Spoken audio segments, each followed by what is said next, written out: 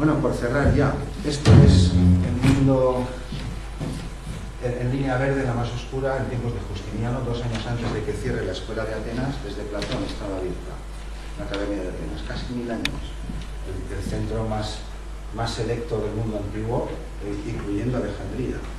2 años antes es esta línea verde y el Imperio Bizantino que controla. O sea, aquí el Imperio Romano ya está muy reducido, ha perdido grandes extensiones en el norte de África, siglo VI después de Cristo.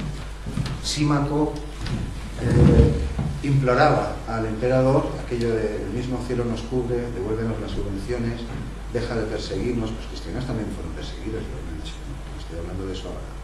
Estoy hablando que se convirtieron al final de perseguidos en perseguidores y pues casi que no han quedado nada, digo, de nuestro objeto de estudio.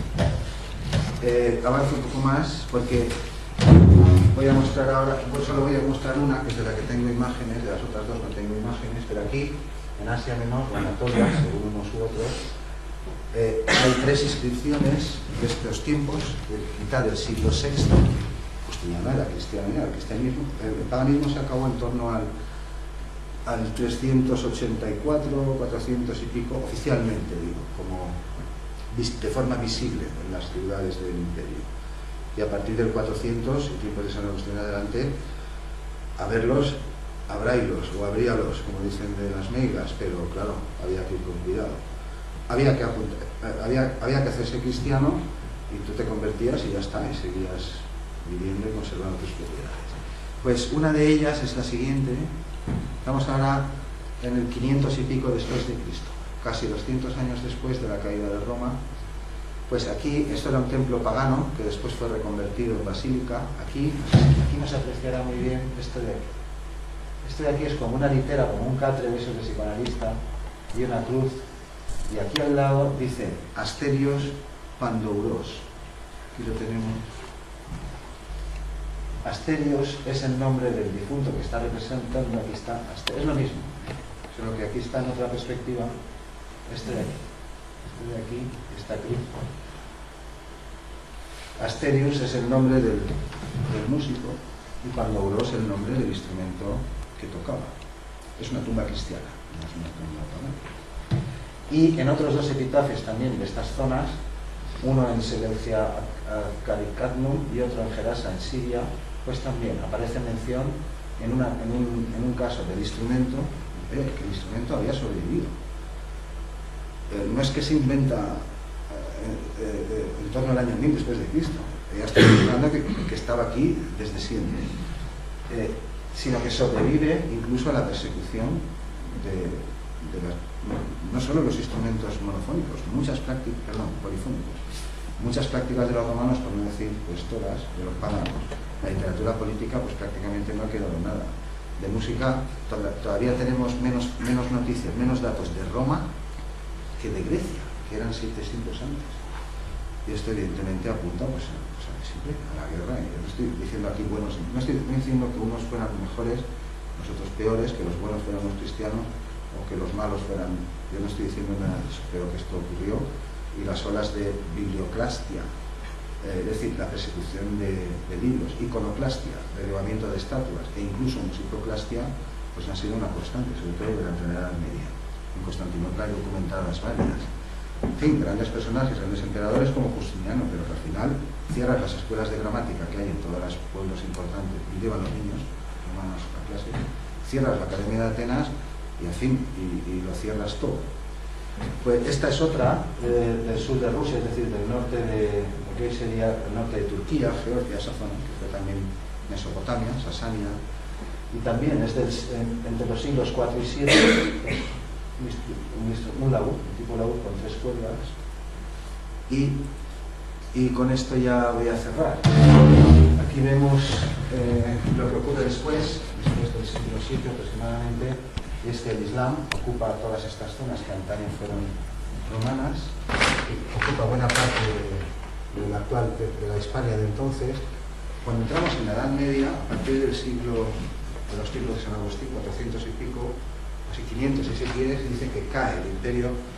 Entramos en la Edad Media porque el imperio cae. Lo que cae es Occidente. Es decir, una línea que pasa más o menos por Atenas, todo este sector de aquí se queda fragmentado en francos y godos y visigodos y toda clase de... Pero el imperio cristiano de Oriente sigue vivo hasta la Cuarta Cruzada, que es en 1200. Ahí cae Constantinopla por primera vez y las cosas cambian, pero así quedó el panorama después. Y no me acuerdo si tengo alguna sequía, pero no sé. Ah, sí. Bueno, y después pues pasa lo que pasa, que ya lo he dicho al comienzo para ir amenizando el menú o lo que íbamos a degustar. Fuentes occidentales, es decir, representaciones, relieves, menciones, fuentes iconográficas o literarias desde el siglo V aproximadamente hasta los tiempos de los primeros códices cristianos, que no es las cantigas es de 1300. En fin, hasta los tiempos de Hilo, más o menos, en torno al año 1000, un poco antes, no hay. De modo que, pues, he presentado unos cuantos, estas son de las cantigas, estos son otros códices, no tienen más importancia. He intentado, pues, presentar un cuadro quizá muy rápido, muy escueto, que intentase también situar las cosas en contexto, no simplemente enseñar los objetos, decir ahí están y ya se apañaremos, sino intentar aclarar por qué hay tan pocos, dar alguna razón, o intentar exponer el problema de fondo. Y es si griegos, yo no estoy diciendo ahora otros pueblos, me voy a callar.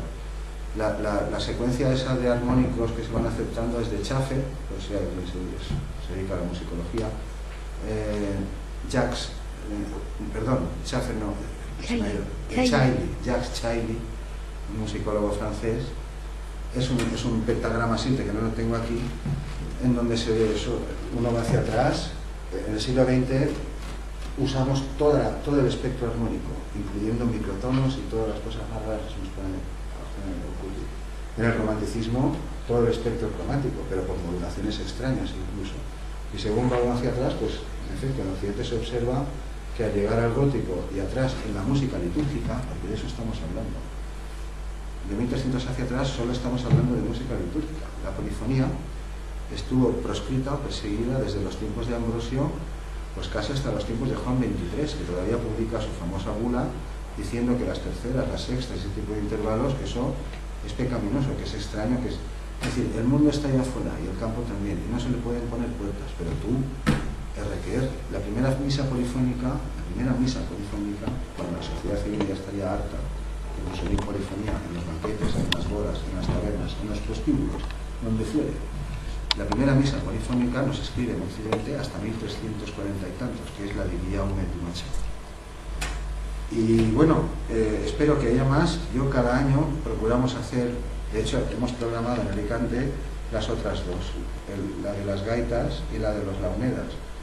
Pero insisto que estos temas ya han sido expuestos, si no con estas mismas palabras, de un modo parecido, ante alumnos aquí, en el centro, estos últimos 4 años, y ante alumnos, es decir, entre titulados superiores, músicos, de Alicante también, y la información está disponible.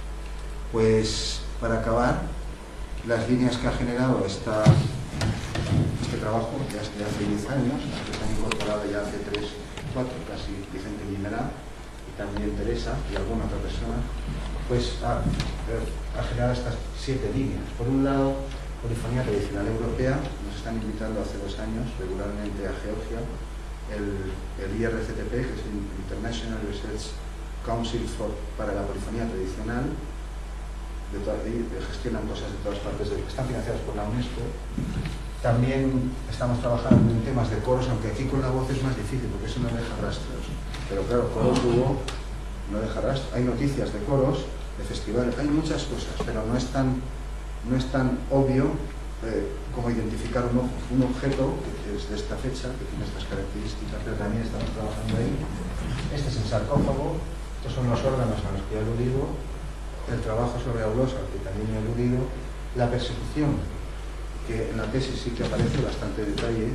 Incluso hay 2 fuentes cristianas que las encontramos, parecía que no había decían nada. Una es Teodoreto de Ciro, la otra, ahora no me acuerdo, de los siglos 3 y 4 después de Cristo, fuentes cristianas. Uno de ellos afirma de ellos mismos, de los cristianos, que ellos, para diferenciarse de los paganos, Teodoreto de Ciro es esto, que nosotros, para diferenciarnos del canto de los paganos, elevamos nuestros cantos a una sola voz. Eso es lo que debe decir.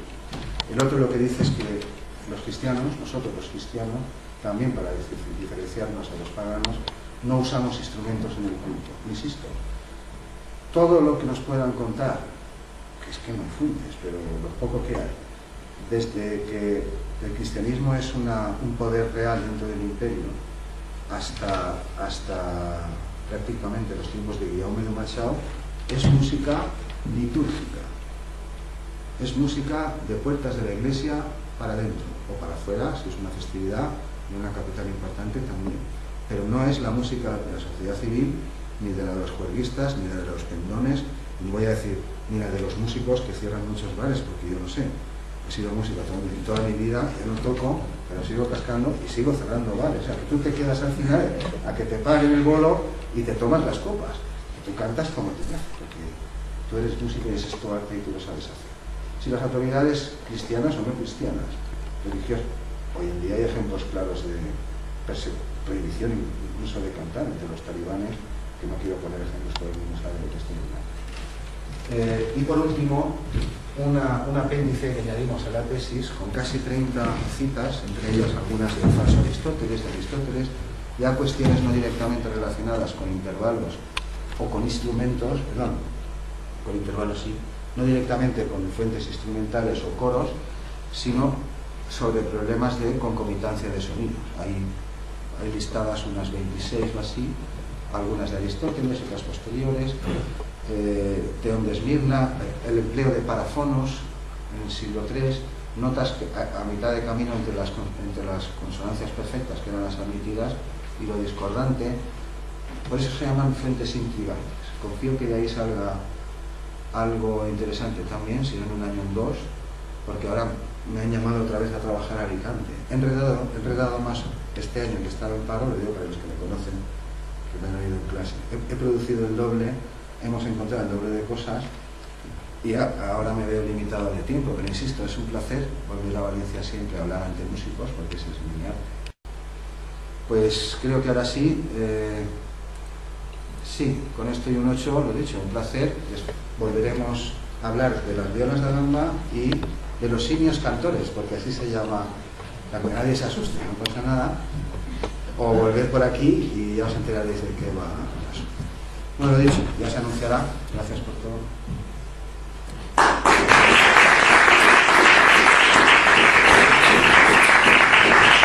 No era para que aplaudierais, era para decir que para aclarar que pues